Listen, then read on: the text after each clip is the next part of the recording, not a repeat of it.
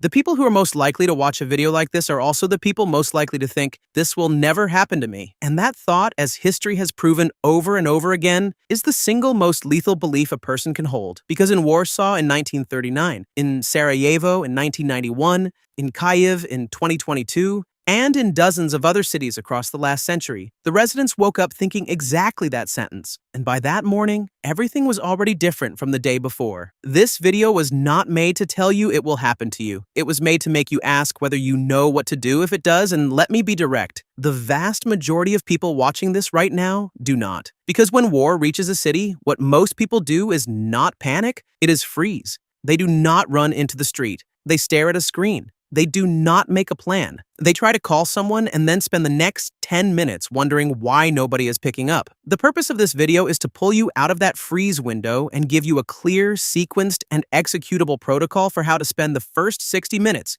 because the military defines this window as the golden hour. And that term is not accidental. The first 60 minutes of a crisis are operationally recognized as the window that determines the most critical variables for survival. Now let's go through all 8 steps one by one, and for each one, I will explain why most people will get it wrong and what the correct approach actually is. Step 1, and this step should be completed within the first 10 minutes of the golden hour. Verify the source of the information and exit the news bombardment. The way war news reaches a city is through social media, instant messages, and television, and all of those channels simultaneously overload in a crisis, spread contradictory information, and push panic in front of facts. The mistake most people make is reacting to the first thing they see on their phone screen, and that reaction either paralyzes them or sends them moving in the wrong direction. In U.S. Army field operations, information verification is a mandatory first step within the first 10 minutes, because a correct action based on false information is far more dangerous than a wrong action based on correct information. Set this rule for yourself. Never act on information from a single source, never mobilize without confirming from at least 2 independent sources, and shut down social media after the first 5 minutes, because those channels produce noise rather than information, and noise directly blocks decision-making capacity. Local official radio or emergency broadcast frequencies remain the most reliable source during this window because, unlike social media, those channels are connected to real-time operational command. Step 2. And this step must be completed within the first 15 minutes. Consolidate all family members at a single point and activate your communication protocol. This sounds simple, but in reality, the probability that family members in a city are in different locations at the same time is extremely high.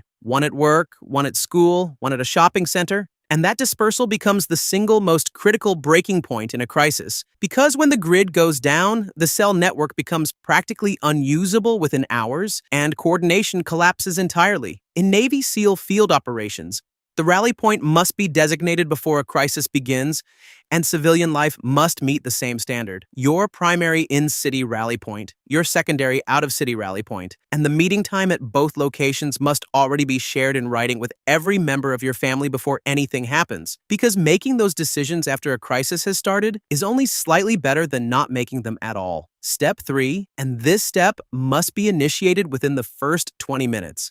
And run in parallel with everything else: secure fuel, cash, and basic physical resources. The mistake most preppers make, and that most survival content never says out loud, is that the principle of act before the panic is grounded here in pure arithmetic. From the moment a crisis hits social media, fuel stations begin queuing within an average of 2 to 4 hours. ATMs exhaust their cash within 1 to 3 hours, and store shelves empty in critical categories within 6 to 8 hours. These timelines come from documented field data from Katrina, Harvey, and the Texas freeze crisis, cross-referenced with military logistics research. What does that mean in practice? The moment the information is confirmed, meaning within that first 10-minute window, while simultaneously managing family coordination, you need to initiate parallel movement to fill the tank, withdraw cash, and secure basic supplies, because all 3 of those windows close faster than most people expect.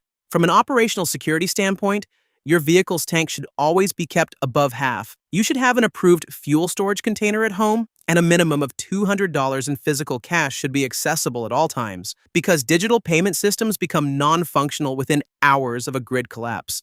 Step 4, and this is the decision point where most people get it wrong and where the largest number of lives are lost. Should you shelter in place or evacuate? And how do you make that decision correctly? Most people leave this decision to instinct, and instinct is the least reliable decision mechanism in a crisis, because a brain operating under adrenal hormones cannot think systematically. Analyses of the 2022 urban evacuations in Ukraine showed that the vast majority of survivors either evacuated too early or too late, while those who made the optimal decision had pre-established criteria to guide them. Those criteria are as follows. If the conflict is approaching your location and you have a safe destination on your route, evacuation is the first option. If the conflict has spread throughout the city and the streets are uncontrolled, sheltering in place is the second option, because moving through open space in that scenario carries significantly higher risk than holding a fixed position. The military teaches this as the shelter in place versus movement to contact principle, and having pre-established criteria for this decision dramatically reduces cognitive load at the critical moment. Step 5. And this step applies in every scenario regardless of whether you evacuate or shelter in place. Immediately secure your water supply.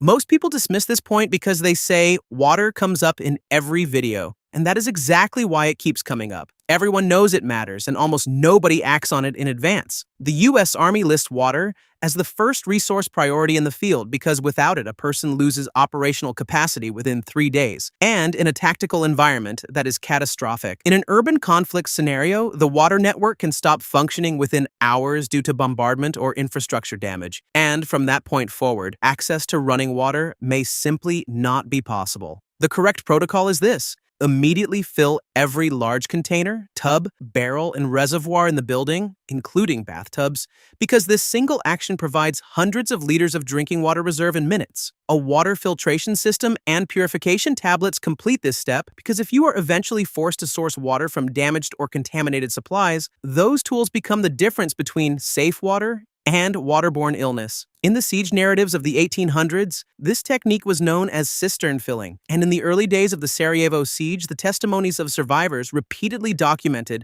what it meant to have stored water before it was cut off versus not having done so. Step 6.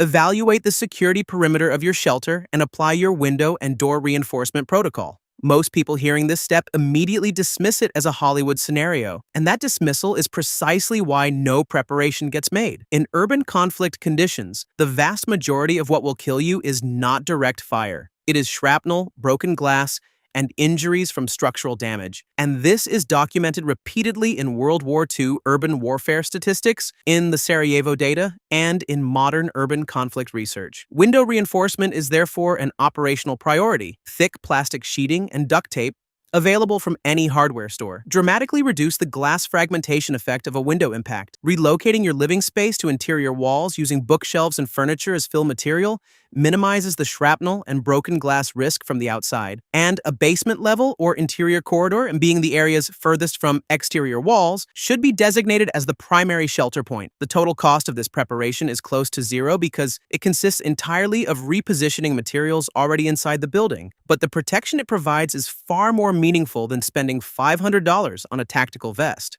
Step 7. Activate your medical preparation and recall your basic combat first aid protocols. This is the step most people think about last, and it is simultaneously the step where the largest number of people will lose their lives. According to data from the U.S. Army's Stop the Bleed program, 34% of severe trauma deaths occur from preventable blood loss before professional medical care arrives. And that rate is significantly higher in urban conflict conditions because ambulance access may be impossible for hours. What needs to happen in this step is know where your first aid kit is, recall tourniquet application, know where your hemostatic gauze is, and secure at least a 7-day supply of any chronic medications your family members take. I also want to note this. In an urban conflict scenario, the value of a first aid kit comes entirely from its owner knowing how to use it, which is why enrolling in civilian programs like Stop the Bleed is one of the most practical actions this video can lead to. The technique that combat medics teach but most civilian first aid courses skip. For large open wounds, a surface bandage or compression pad is not sufficient. Hemostatic gauze must be packed directly into the wound cavity, and that direct pressure must be held continuously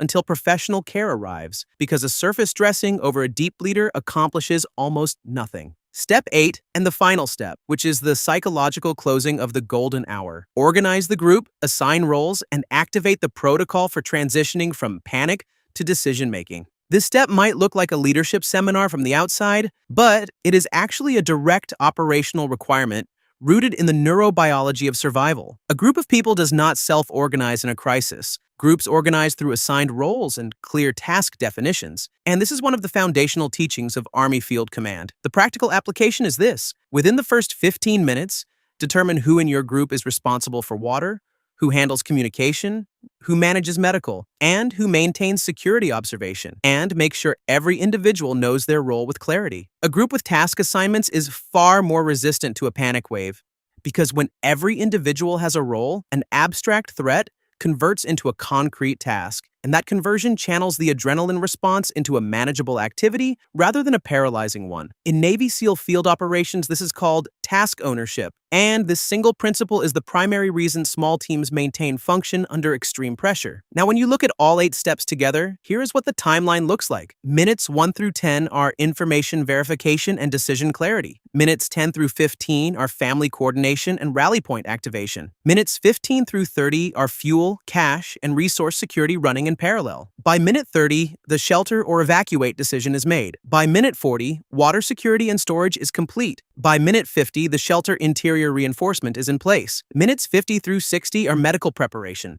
And the closing of that 60th minute is group organization and role assignment. None of these 8 steps require advanced equipment. None require special combat training, and none require spending $500. All of them require clear thinking, priority sequencing, and preparation made in advance. As I close this video, I want one concrete action from you. Before you put this phone down, text or call one family member right now and decide on a rally point.